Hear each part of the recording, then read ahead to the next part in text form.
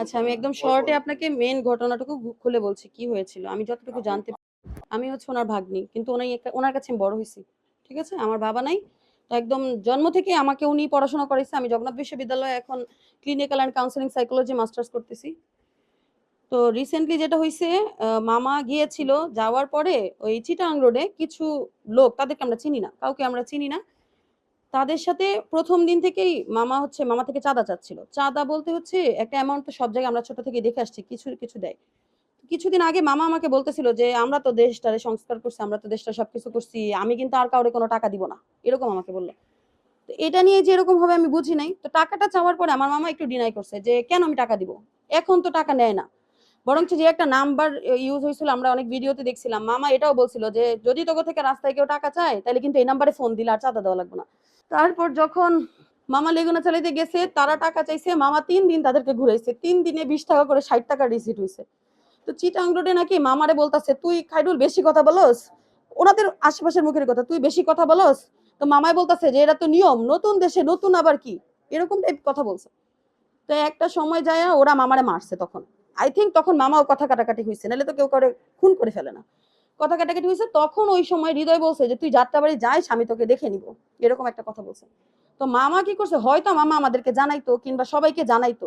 এসে সে সেদিন হচ্ছে গিয়ে তার কাছে টাকা ছিল, তাই সে তার মেয়েকে আর বউকে দেখতে যাবে গ্রামে। সে আইসা যাত্রাবাড়ি স্ট্যান্ডে দাঁড়াইছে। এমন অবস্থায় ও আরো দ্রুত গাড়ি চালায় আসছে। হৃদয় গাড়ি চালায় আসছে। বাকিদের নাম আমি বলতে পারি না। আয়শা মামাকে ওইখান থেকেই লাথি মারা শুরু করছে। তো ১ম যেই লাথি মারছে, লাথিতেই মামা পড়ে গেছে। পড়ে গেছে। সে যদি দাঁড়ায় থাকতো তাহলে সেও হয়তো হিট করতো, সেও হয়তো মারতো। কিন্তু পড়ে যাওয়ার কারণে তার শরীরটা ব্যালেন্স করতে পারেনি। ওইখানেই উধুম মার মারছে তাকে। তো মারা যাওয়ার পর সে মারা গেছে। আমরা তো আর কিছু জানি না। তারপর হচ্ছে হঠাৎ করে আমাদের এলাকারই একজন, ওনাদের ওই স্থানের আইসা আমার নানা-নানির খোঁজ দেয়। তারা বয়স্ক মানুষ, তারা ঘুরতেছে। তারা জানে যে আমার মামা মৃত। কিন্তু তখন পর্যন্ত আমাদেরকে বলে নাই। একবার থানায় বলতেছে, একবার বলতেছে যাত্রাবাড়ি হাসপাতাল। আমরা যাত্রাবাড়ি হাসপাতালগুলো খোঁজ নিছি। ইস্টার্নের লোকজন যে খাইরুল ভাইরে তো মারছে, খাইরুল ভাই তো থানায় আছে। তো থানায় যাওয়া তো ভয়। এক হইছে যে না ঠিক আছে, রক্তাক্ত। আমি রক্তের জন্য পোস্ট দিছি, ফেসবুক রক্ত এরেঞ্জ করছি। সব এরেঞ্জ করছি যে তবুও বাইচা থাকুক। যত রক্ত লাগে আমি দিব। তারপর যাক ঢাকা মেডিকেলে তারা ভুল নামে আমার মামারে ভর্তি করছে। রফিক নাম, যে নাম কখনো মামার ব্যবহৃত হয় নাই। এটার জন্য আমাদের আরো ৩ ঘন্টা সময় চলে গেছে, ৩-৪ ঘন্টা, যে রফিক নাম। খাইরুল নামে তো কেউ আসেনি। খাইরুল নামে তো কেউ নাই। পরে আমরা রফিক নামে ভর্তি করছি। বয়স চিনে, কিন্তু তারা চাইছে কি যে লেট হলে আমরা যদি আইনি প্রসেসে যাই, তাহলে তারা তো জেনে গেছে, চিকিৎসক তো মৃত ঘোষণা করছে। যদি আমরা জানি তাহলে তাদের পালানোর একটা সময় দরকার। আমার ব্রেন, আমার সাইকোলজিতে যেটা বলে যে তারা কি করেছে, যে এটা যদি নামটা হাইড হয়, আমরা সহজে খুঁজে পাবো না, ততক্ষণে তারা পালা যেতে পারবে, এরকম কিছু একটা। তো আমার মামা, হ্যাঁ, তাদেরকে একজন বলতেছে, "কিরে তুই তো মাইরা ফেলছস?" কয়, "আরে দেখ মনে আমি পরে বিষয়টা।" পরে যখন দেখতেছে না নড়ে না কিছু না, ওইখানে স্পটে আমার মামা মারা গেছে। তারপর তারা নিয়ে গেছে, নিয়ে তারা টিকিট কেটে তারপর হচ্ছে ভর্তি করছে, ডাক্তার মৃত ঘোষণা করছে। ইমার্জেন্সিতে তারা ফেলে চলে গেছে। নাম দিছে রফিক, বয়স ৩১।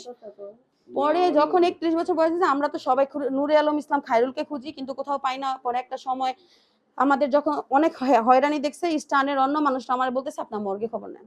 তারা তো জানতো, কিন্তু তারা আমাকে ডিরেক্টলি আমাদেরকে বলেনি। তারপর আমরা সবাই মর্গে গেলাম। মর্গে গিয়ে এক একটা করে লাশ দেখে তারপর আমার মামার লাশ আমরা শনাক্ত করছি। শনাক্ত করার পরে ওই নাম নিয়ে অনেক ভেজাল হইছে। এগুলাই সবকিছু। এখন পর্যন্ত আমার যেটা কথা, আমরা থানায় গেছি, আলহামদুলিল্লাহ তারা কাজ করতেছে। তারা এমন না কাজ করতেছে না। একজন র‍্যাবের হাতে গ্রেফতারও হয়েছে। কিন্তু আমি শুধু আপনার কাছে এতটুকুই আমার অনুরোধ, যে আমি আমার মামা চাই। আর কোনো ভাগ্নির মামা যেন না মারা যায়। আমার বাপ নাই। আমার মামা যদি না থাকতো আমি মরে যাইতাম। যে আমারে বাঁচাইছে তার জন্য আমি ১০ টাকা খরচ করতে পারি নাই। যে আমার বাড়ি জমি বিক্রি করাইতো, সব যদি বিক্রি করাইতো মরতো, তাইলে আমি বুঝতাম। সে অ্যাক্সিডেন্ট হয়ে মরলে আমি বুঝতাম। সত্য কথা বইলা মরবে কেন? আমরা কি কিছুই করি না এই দেশের জন্য? কাউরে মাইরা কি মাইরা ফেলানো যায়? কেন মেরে ফেললো কেন? এতটুকুই আমরা এখন পর্যন্ত জানি। বাকিটা যাত্রাবাড়িতে, হ্যাঁ, ১২-১৫ জন।